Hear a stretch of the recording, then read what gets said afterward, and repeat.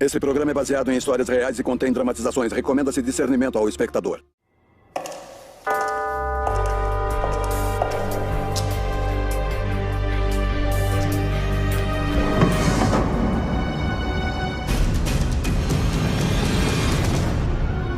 Pecados mortais. Às vezes, um pouco de inveja ou uma pitada de ganância podem motivar uma pessoa que vem de uma família pobre a subir na vida. De fato, muitas histórias de quem saiu do nada e enriqueceu começam assim. Mas em grandes doses, esses pecados mortais podem levar pessoas boas a fazer grandes maldades. Olha, não vejo sentido. Eu sei do que eu tô falando. Ezequiel Paul Garcia foi preparado para o sucesso desde que era menino. Ele trabalhava com corretagem, hipotecas, financiamentos. Tinha um programa, vamos falar do mercado imobiliário. Agora, aos 29 anos, ele já vê os frutos do seu trabalho. Até você pode vender imóveis. Corta! Você é ótimo! Paul Garcia parecia ter o mundo a seus pés. Ele estudou numa faculdade de renome em San José. Tinha muito orgulho disso. Era dono de uma empresa de financiamento imobiliário e ia muito bem. Paul era um homem de negócios muito bem-sucedido. Estava sempre pensando no próximo negócio. Ele sabia o que queria, ele sabia como chegar lá e era bem-sucedido. Paul nunca falhava. Paul Garcia começou a ter sucesso bem cedo. Então, como costuma acontecer nesses casos, ele não só tinha um ego grande, mas sentia muito orgulho em dizer: vou conseguir o que mereço e eu mereço tudo. Paul tinha tudo: fortuna, prestígio e uma bela noiva chamada Dina. Como próxima conquista, ele queria comprar uma discoteca na cidade sofisticada e chique de Los Gatos, Califórnia. Boa parte da fortuna do Vale do Silício era investida em Los Gatos. Muitas belas mansões e propriedades na área. Todos iam ao centro de Los Gatos. E de todas as boates de lá, a mais especial é a Mountain Charlie's. É muito famosa, existe desde os anos 70. Meus pais iam lá, os amigos dos meus pais frequentavam, as pessoas ficavam noivas lá. Faz parte da história da cidade de Los Gatos. Tantas gerações passaram por lá, por aquelas portas, e continuam passando, né? Até hoje. Essa boate era a meca da vida noturna de toda a área. As grandes personalidades, artistas, ricaços de várias religiões, qualquer um que fosse lá se divertia. O dono da boate se tornava o rei da cena. E esse título atualmente pertence a um senhor charmoso chamado Mark Achille. Mark Achille era dono de bar e restaurante muito admirado aqui em Los Gatos. Ele começou como bartender e foi subindo até virar dono do seu estabelecimento. Mark Achille andava pela rua e um monte de gente gritava um oi pra ele. Você entrava no restaurante dele ou no bar dele e ele te recebia com um sorrisão. Ele não ligava se você era homem, não ligava se você era mulher, ele te recebia sempre bem, te oferecia uma bebida e dava início à noite. A noite começava bem. Mark Achille tinha o estilo de Frank Sinatra. Ele era incrivelmente popular. Era atraente, era rico. Mas o seu maior charme vinha do fato de ser muito carismático. Ele mantinha todo o público cativo, era sempre o centro das atenções. Exatamente o tipo de cara que Paul Garcia quer ser. E, com sua sorte, ele está prestes a ter essa chance. Ele recebeu um telefonema de uma garota. Ela disse que a Mountain Charlie estava à venda. Acontece que Mark Achille, o rei de Los Gatos, está pronto para descer do trono. Ele me disse que estava no negócio há muito tempo e que já estava cansado. Era hora de passar adiante. Ele foi específico dizendo que queria achar a pessoa certa. E na mente de Paul Garcia não há dúvidas de que ele é o cara certo para o trabalho. Ele e Mark Achille começam a negociação da boate. Paul sempre queria ser melhor que seus amigos. Se algum amigo fizesse alguma coisa, ele tinha que fazer alguma coisa ainda mais interessante. Se alguém abrisse um restaurante, ele ia querer abrir um restaurante e um bar. Ele era assim. Por que você não pensa um pouco? Eu tô querendo mais ou menos esse valor. Veja se é um valor que pode dispor. Paul Garcia sabia o que queria, fazia acontecer e pensava grande. O que achou? Sem problema. Sem problema? Você pode pagar? É claro que eu posso. Acho que isso demonstra bem o ego exagerado e a mania de grandeza. Ser dono da Mountain Charlies transformaria Paul Garcia no novo macho alfa de Los Gatos. Mas quando chega a hora de colocar o dinheiro na mesa, ele passa aperto. Paul tinha dinheiro, mas ele também tinha muitos gastos. Ele teve que pegar dinheiro com a mãe dele, com o pai dele, com a noiva dele, porque ele não tinha o dinheiro que ele realmente precisava. O preço pedido é mais de $1,5 milhão. Mais do que Paul consegue juntar no momento. Aí, Mark, ótimas notícias. Mas Mark Achille concorda em negociar com ele. Paul deu uma entrada alta. Ficou devendo $500 mil e tinha um ano para poder pagar. Uau, belo presente. Negócio fechado. Esse presente é do meu tamanho. E veio o dia da data da assinatura do contrato. Entrem! Podem entrar! As pessoas beberam, vieram muitas garotas, todos nós brindamos. Todos alcançaram o que queriam. Ficamos com o bar e eles ficaram com dinheiro. Foi um bom negócio para todo mundo. 2 magnatas cheios de dinheiro e com egos exacerbados. Um é o campeão que reina, o outro um novato ávido. Dizem que o orgulho leva à decadência. Ambos esses homens têm orgulho em excesso. Antes do fim dessa história, um desses 2 grandões vai certamente cair. Mark Achille deixa a boate que ele construiu e a Mountain Charlie saúda o seu novo rei. A música estava rolando, a bebida também, e mini saias e sensualidade. Garotas que não me olhariam no outro local estavam me dando mais atenção do que eu jamais tive em toda a minha vida, só porque eu estava atrás de um bar. Era um parque de diversões.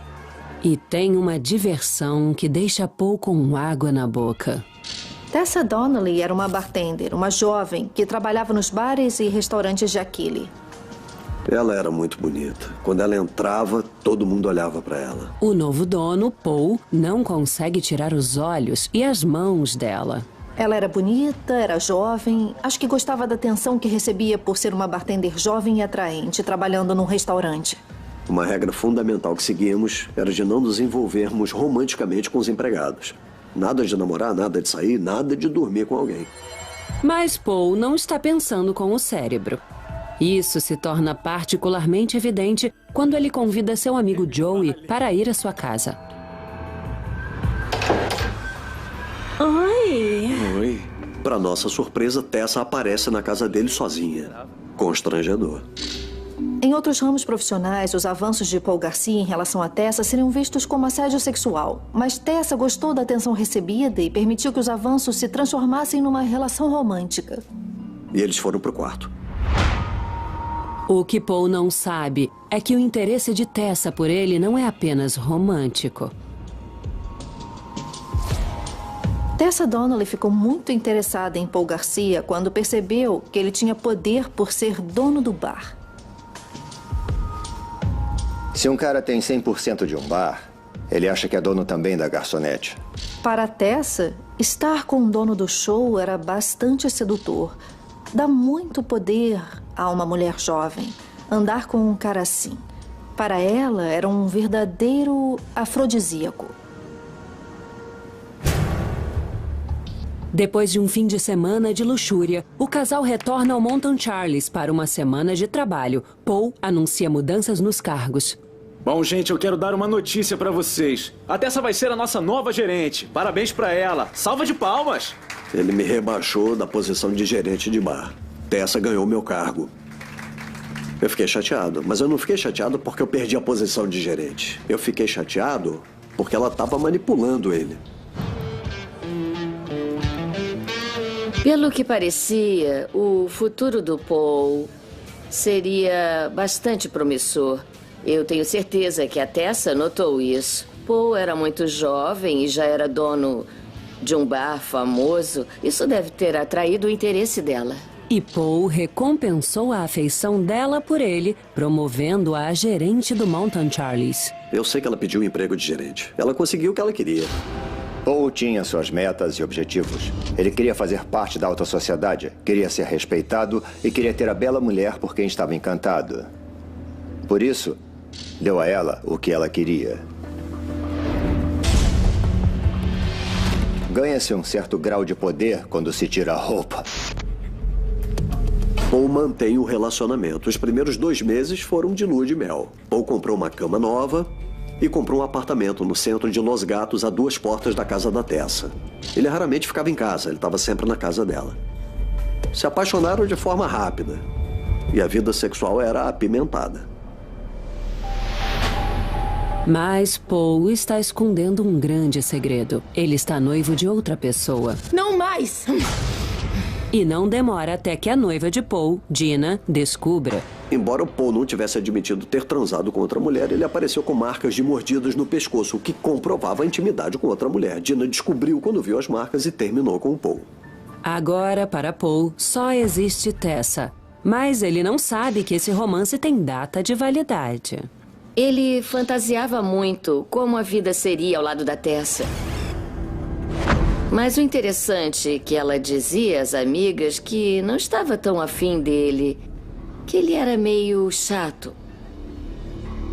O relacionamento do Paul e da Tessa começa a esfriar. Ela começa a recuar.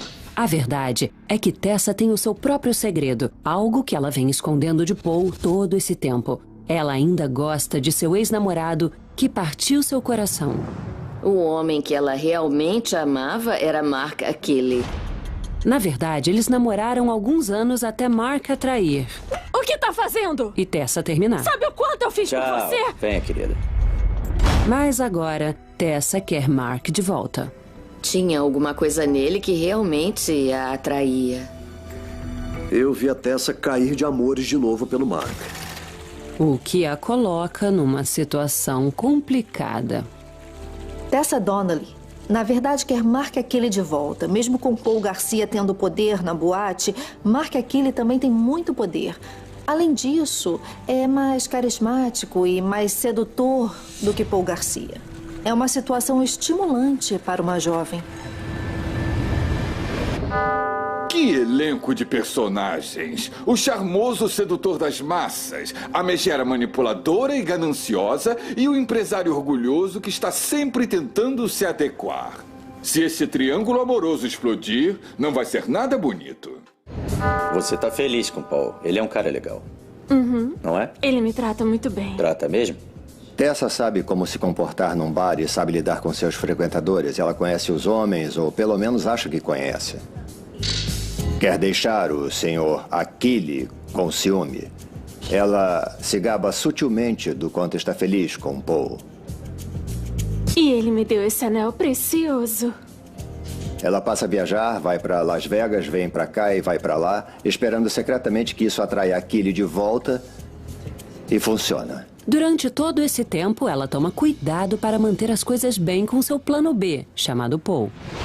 Tessa está saindo com os dois. Embora ela queira ficar com o Mark, ela mantém o relacionamento com o Paul também. Tessa Donnelly está agora numa posição moralmente arriscada, retomando seu relacionamento com Mark Achille e tendo relações sexuais com os dois ao mesmo tempo.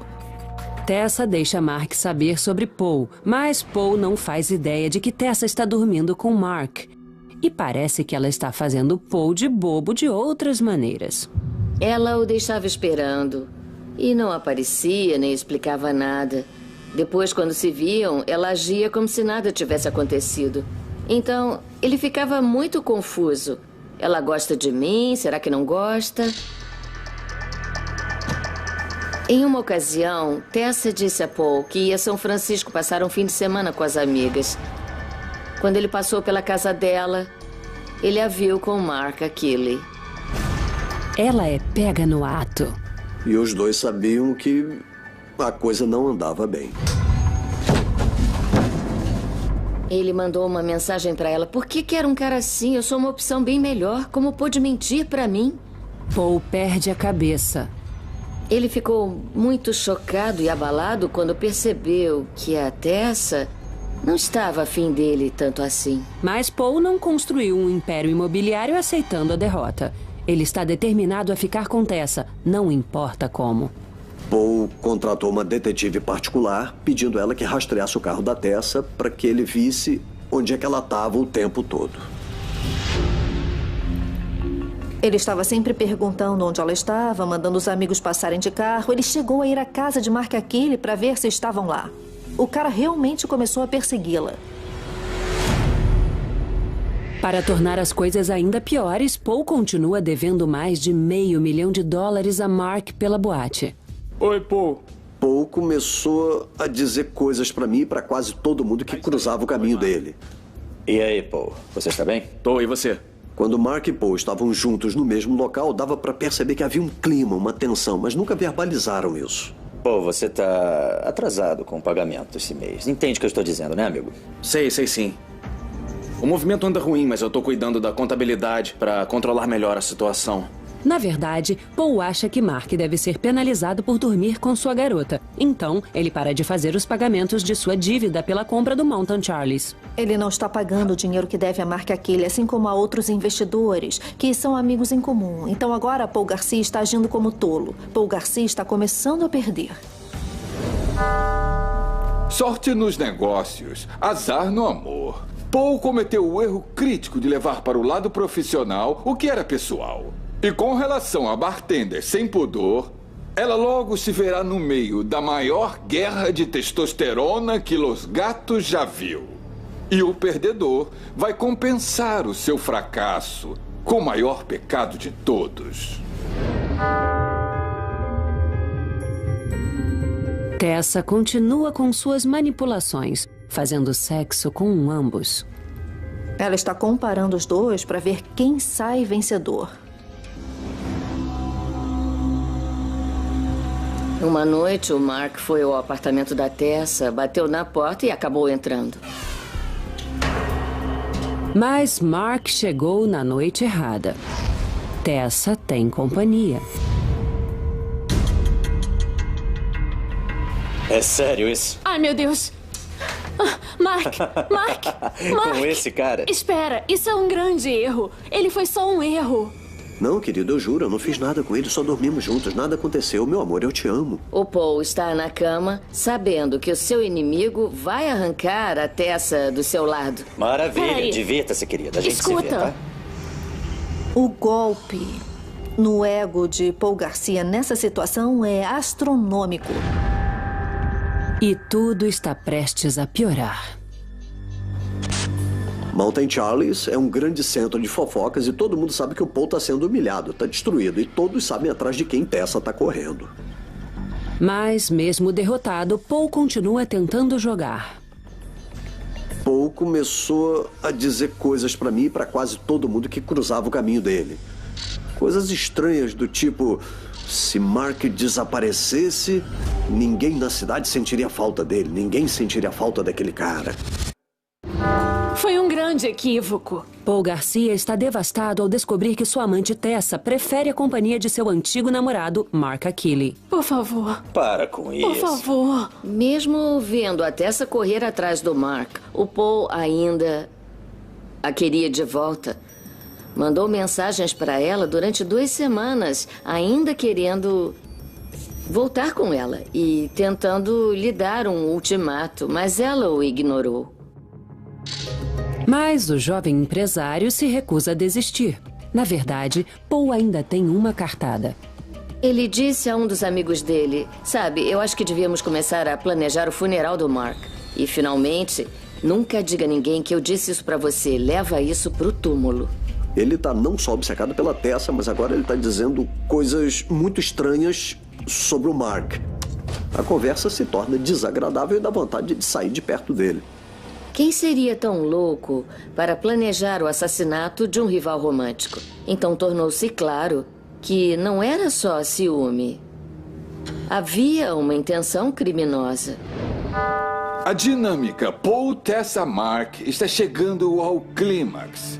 Mas não espere um final feliz. O ego frágil de Paul foi ferido e, como um animal ferido, ele pode atacar a qualquer momento. Quando o orgulho e a inveja assumem o controle, já não existe mais lucidez de raciocínio. Uma noite, depois de fechar, Paul encurrala um segurança, Daniel Chaidez. Ele perguntou pro Daniel se quisesse se livrar de alguém. Conhece alguém que faça o serviço? E ele disse, sim, eu conheço uns caras. Conheço uns caras que fariam. Os primos de Chaidez, Miguel e Lúcio Estrada, são os caras perfeitos para o trabalho. A resposta normal quando alguém te pergunta se você conhece alguém que poderia cometer um assassinato seria: não, com licença, eu vou ligar para a polícia. Uma pessoa normal não diria sim. Tem alguns primos que fariam isso. Pergunte a ele. O valor para matar Mark Achille era $10.000. Não. Ele é um cara velho. E o Paul, sendo um homem de negócios, negociou para que ele fizesse por $9.500. Enquanto isso, Mark está tão mergulhado na luxúria que não faz ideia do perigo que corre. De muitas maneiras, Tessa Donnelly atingiu sua meta com seu pequeno triângulo amoroso. Porque, depois desse incidente no qual Mark a pegou na cama com o Paul Garcia, ele realmente começou a querer ter um relacionamento sério com ela. Isso era o que ela queria desde o início. Então, de uma maneira estranha, Tessa Donnelly foi recompensada pelo seu mau comportamento. Mark e Tessa passam a noite juntos na casa dela. De manhã, ele a leva para o trabalho e depois vai para casa.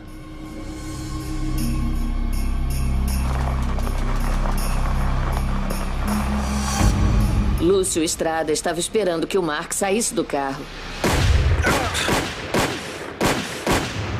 Não um tiro, não 2, não 3 tiros. 8 tiros para matar Mark Achille. Missão cumprida. Mas esse não é exatamente o assassinato perfeito. A polícia encontrou muitas evidências na cena do crime.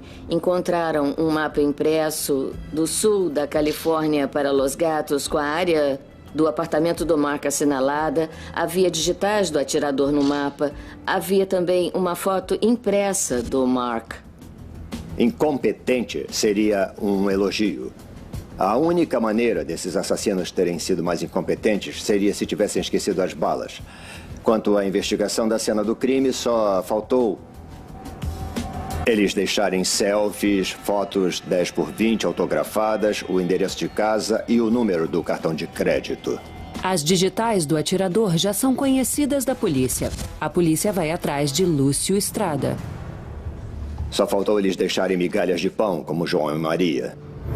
Quando a polícia fez uma busca na casa de um dos atiradores, achou um livro, Como Ser um Assassino de Aluguel. O cara anotou algumas coisas: usar luvas, esconder as provas, ter um carro para a fuga. Eles não eram assassinos profissionais treinados. A polícia também acha o dinheiro de Paul. Daniel. E quando os detetives interrogam Daniel Chaidez, ele imediatamente denuncia seu chefe, Paul Garcia. Ele me pediu pra... Ele te pediu para fazer o quê? Bom, eu só fiz uma ligação. Em troca de uma pena mais leve, Daniel concorda em testemunhar para a promotoria sobre sua participação no planejamento do assassinato, contando como foi contratado por Paul para que Mark Achille fosse morto. Agora os detetives se concentram em Paul. O autoproclamado mestre do universo está imperturbável. Querem que eu conte tudo pra vocês? Sim. O Paul disse: meu interrogatório com a polícia vai levar 5 minutos e vou estar fora. A confissão já está assinada, apenas fale. Durou bem mais do que 5 minutos. Paul foi questionado sobre seu relacionamento com a Tessa. Perguntaram sobre o Mark. Ele disse que não fazia ideia de que a Tessa estava saindo com o Mark. Paul, você está mentindo. Por ser arrogante, Paul achava que o interrogatório da polícia só levaria 5 minutos e tudo estaria terminado. Acho que Paul sempre se dava bem, sempre se safava na vida, com mulheres, com seu sucesso. Por que agora seria diferente? Diante do testemunho de Chaidez e das pistas encontradas no apartamento de Estrada, os detetives têm provas suficientes para colocar Paul atrás das grades. Mas para os amigos de Paul, é difícil acreditar que ele seja um assassino. Quando eu soube que o Mark estava morto, eu comecei então a recapitular todas as coisas que tinham acontecido. As coisas que o Paul tinha feito, as coisas que o Paul tinha dito. Tudo isso me fez acreditar que o Paul tinha planejado o crime. Eu não sabia se eu tinha contribuído para aquilo. Eu era o braço direito do Paul, eu era o seu confidente. Embora eu achasse que ele era louco. Paul e seus colegas de conspiração são julgados pelo assassinato e o julgamento se torna um show. Quando Tessa Donnelly estava testemunhando, o promotor perguntou se ela algum dia tinha amado Paul. E ela disse que não. Tessa admite ter colocado um homem contra o outro, dando a Paul um motivo para acabar com a competição. Ela não iniciou essa situação para provocar violência. Ela queria o cara que queria. Nesse caso, eu não diria que Tessa tem suas mãos manchadas de sangue, mas ela com certeza tem a alma manchada. Defesa, se levante! Os 3 réus são julgados culpados. Paul Garcia foi julgado culpado de homicídio doloso e sentenciado à prisão perpétua sem possibilidade de condicional. A coisa toda foi por ciúme e inveja. Paul tinha inveja da posição social de Mark, inveja de suas mulheres, inveja de sua vida. Ele tira a vida de Mark, mas não consegue nem seu lugar, nem seus privilégios. Ele ganha a prisão. Tessa jogou um jogo perigoso que acabou matando o alvo de sua afeição. Mas será que ela se arrepende? Não mais do que uma aranha ao matar uma mosca. E enquanto a determinação e o trabalho duro de Paul levaram a ter grande sucesso, sua inveja não o levou a nada, exceto a uma pequena cela fria. E a seguir, uma garota se apaixona por um jovem empresário num romance arrebatador. Mas pouco tempo depois que a aliança é posta em seu dedo, ela percebe que o conto de fadas não terá um final feliz. No fim dos anos 70, um médico do norte da Califórnia e sua esposa estão vivendo o sonho americano, saudáveis, ricos e felizes. Eles criam seu filho Jesse Crow, dando-lhe sempre o melhor. Ele teve uma criação privilegiada. Seu pai era médico da emergência e eles viviam numa bela mansão. Eles também tinham uma casa de praia em San Diego e um chalé em Montana. Ele tinha uma vida bem abastada quando criança.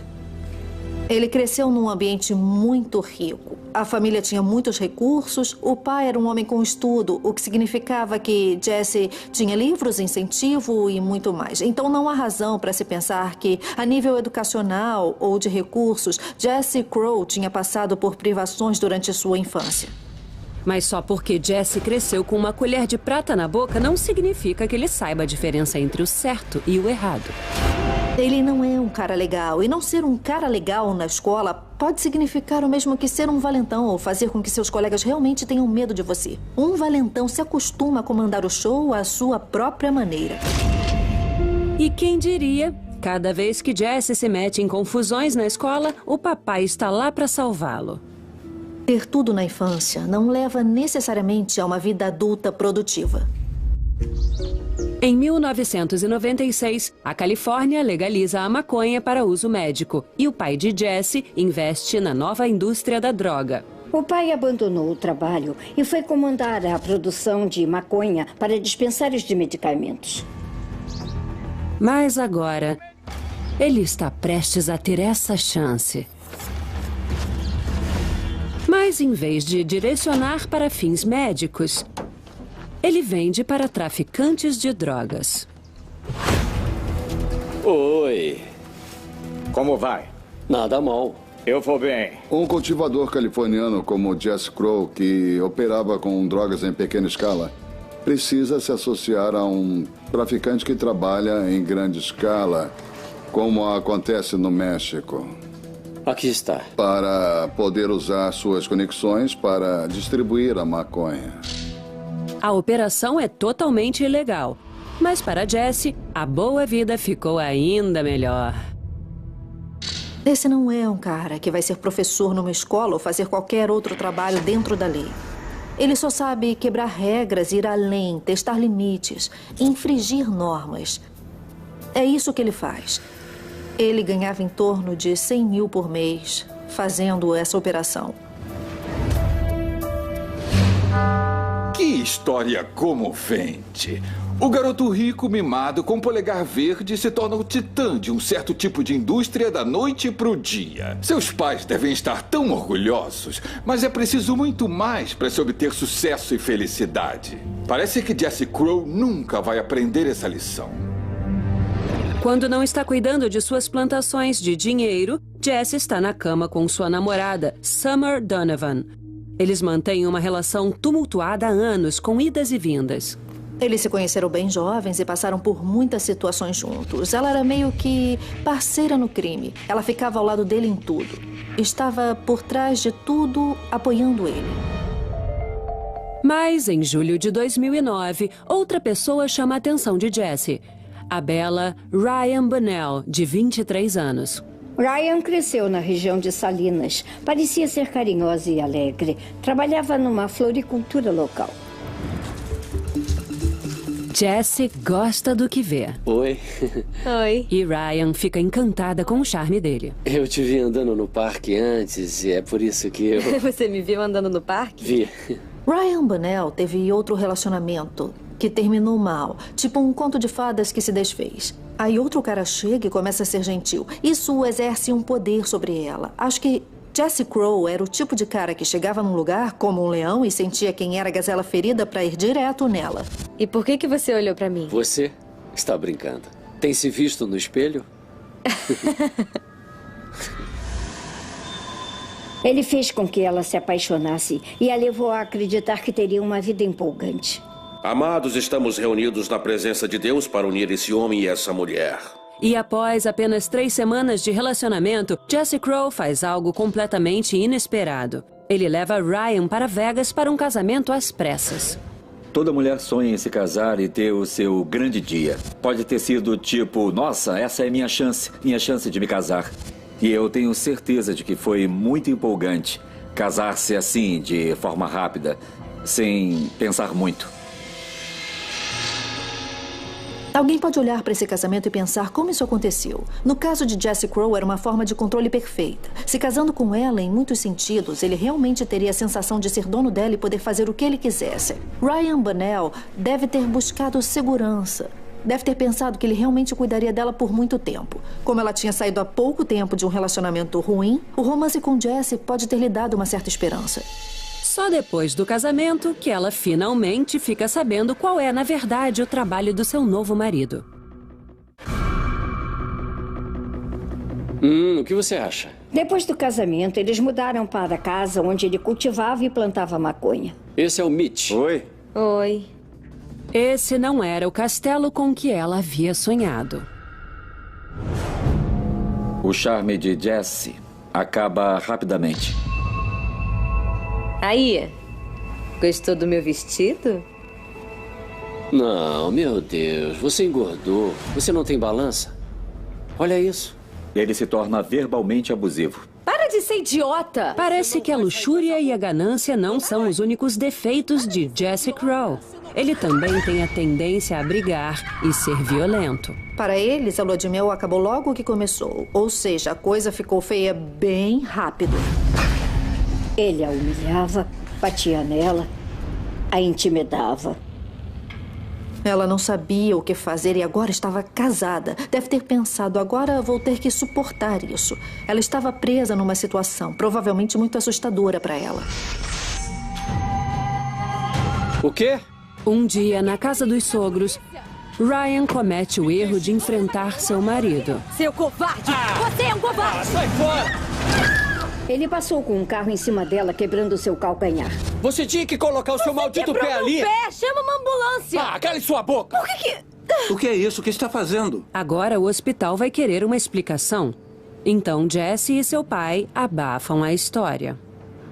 Vamos colocar uma tala. Ela mentiu sobre o que aconteceu e... ninguém a desmentiu. Jesse e Jean a deixaram dizer na emergência que tudo tinha acontecido de outra maneira. Ela explicou à família dela que tinha medo de retaliações por parte de Jesse se ela contasse a verdade. Silêncio é ouro. A menos que você esteja protegendo um psicopata. A família de Jesse devia ter ajudado a jovem esposa do filho a ver a situação com mais clareza. O rapaz está rapidamente se tornando um monstro. E pecados mortais que crescem descontrolados normalmente costumam ganhar vida própria. Depois de 4 meses de casamento, Ryan está farta. Ryan deixou Jesse e foi para a casa da irmã. Mas assim que ela está longe de suas garras, ela descobre uma novidade inesperada. Ela descobriu que estava grávida. Ryan não quer que seu filho cresça sem um pai. Então ela volta para Jesse. Você tem que parar de me bater, Jesse. Sim. Sim, eu vou parar. As coisas precisam mudar. Eu não posso mais viver assim. E nem o meu bebê. Como é que é? O meu bebê, eu tô grávida. Ela o amava. Estava apaixonada e achava que podia torná-lo um homem respeitável. Não havia a menor chance de Jesse Crow ser um provedor, ser gentil. Ele era abusivo com ela. É absurdo que ela não tenha imaginado que ele seria abusivo com um filho também. Ela não pensava direito. Nesse aspecto, Ryan Bunnell parecia uma garotinha cheia de fantasias sobre o amor e a vida de casada.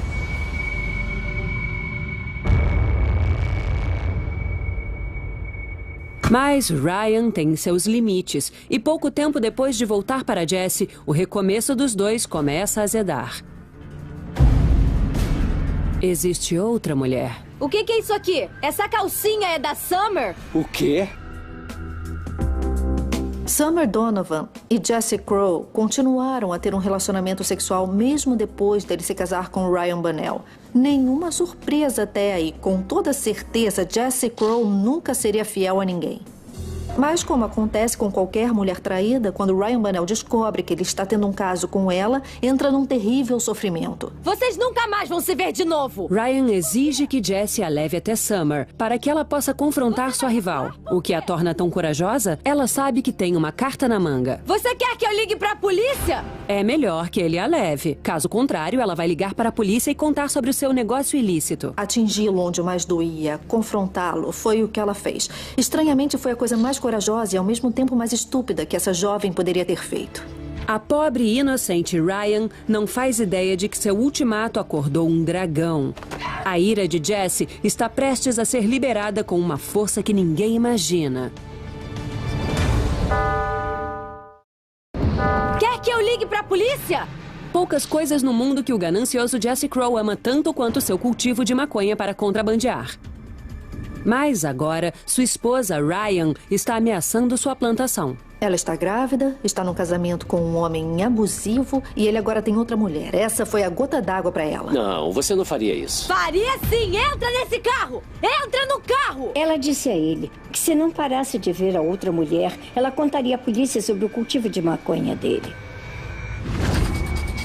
A possível consequência para Jesse de ser denunciado à polícia seria, no mínimo, uma longa estadia na prisão.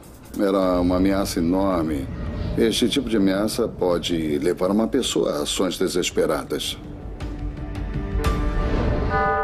Ryan se casa de forma apressada com Jesse, achando que são almas gêmeas. O que ela não sabe é que selou o seu destino com um homem muito frio e muito perigoso. Ela está esperando um filho de Jesse, mas ele pouco se importa. Cego de ganância e fúria, ele sabe o que tem que ser feito para salvar o seu império. Jesse parece concordar com as exigências de Ryan e eles partem para o campo. Ryan sabia que Jesse andava armado, mas não acredito que ela tenha imaginado que estivesse em perigo. Acho que ela pensou que eles iam mesmo se encontrar com Summer Donovan. Mas a estrada que eles pegam não tem casas. Ryan Bunnell já corria perigo desde quando conheceu esse cara. Por que a gente parou? Ele amava o seu negócio mais do que amava a esposa. Na mente de Jesse, é essencial matar sua esposa para salvar seu império de drogas. Ele começou a estrangulando com uma coleira de cachorro. E depois atirou nela.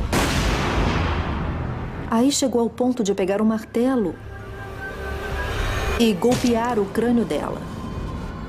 Não foi só um assassinato. Foi quase uma tortura. Foi um extermínio. Foi uma crueldade, uma total falta de humanidade. Ryan está morta. Só resta desordem. Ele colocou o corpo dela na traseira da picape e ligou para Summer Donovan. Pediu que fosse até o local para se encontrar com ele. Disse que estava em apuros. Jesse manda Summer se livrar da arma, enquanto ele limpa sua picape. As pessoas se perguntam por que Summer Donovan concordou em se tornar sua cúmplice. É provável que Summer Donovan também estivesse sob o controle dele, sob o seu domínio, sob o seu poder. Depois, os dois vão para a casa onde ele planta maconha para pedir ajuda. Os empregados participaram acobertando o crime por medo da violência de Jesse. O que os motivou foi o medo de Jesse e o medo de serem descobertos por estar envolvidos em atividades criminosas. Jesse e seus capatazes desmembram o corpo de Ryan e colocam as partes numa lata de lixo que eles cobrem com cimento. Mas onde esconder a lata? Eles vão até uma ponte no meio da noite e jogam a lixeira lá de cima. Agora que Jesse se livrou do corpo, ele tem que esconder as evidências. Ele liga para seu empregado na casa de cultivo de maconha, Mitch. Ele é a única testemunha da discussão entre Jesse e Ryan. Pera aí, como é que é? E a última pessoa a vê-la viva. Vamos viajar para a Sierra e fazer snowboard. Ele insistiu demais. De repente, Mitch se deu conta de que Jesse tinha machucado Ryan de alguma maneira e que ele tinha feito alguma coisa com ela. Na mesma hora, ele pensou que Jesse queria ir com ele para a montanha para fazer snowboard, porque, na verdade, queria matá-lo. Vamos sair daqui agora, cara. Olha, me dá um tempo para arrumar as coisas, tá? Tudo bem? Tudo bem, cara. Me liga. Acho que todo mundo no círculo de Jesse sabia o quanto ele era perigoso. Para Mitch, o telefonema estranho de Jesse é um alerta. Mitch conhece muito bem a paixão de Jesse pela violência. Temendo o pior, ele liga para a polícia. Vai, vai, vai, vai! Mandados de busca são executados nas casas de cultivo de Jesse. Eles encontram quartos e quartos de maconha. Jesse é pego e vai para a prisão. Os policiais pressionam Summer. Não estou entendendo nada. Ameaçaram incriminá-la e ela pirou. Apenas escreva o que viu, é só o que precisa fazer. O resto da gangue de Jesse é presa e nenhum deles dá cobertura a ele. O jogo acabou. As pessoas não se importam com Jesse. Estão pouco se lixando se Jesse vai ou não sumir para sempre.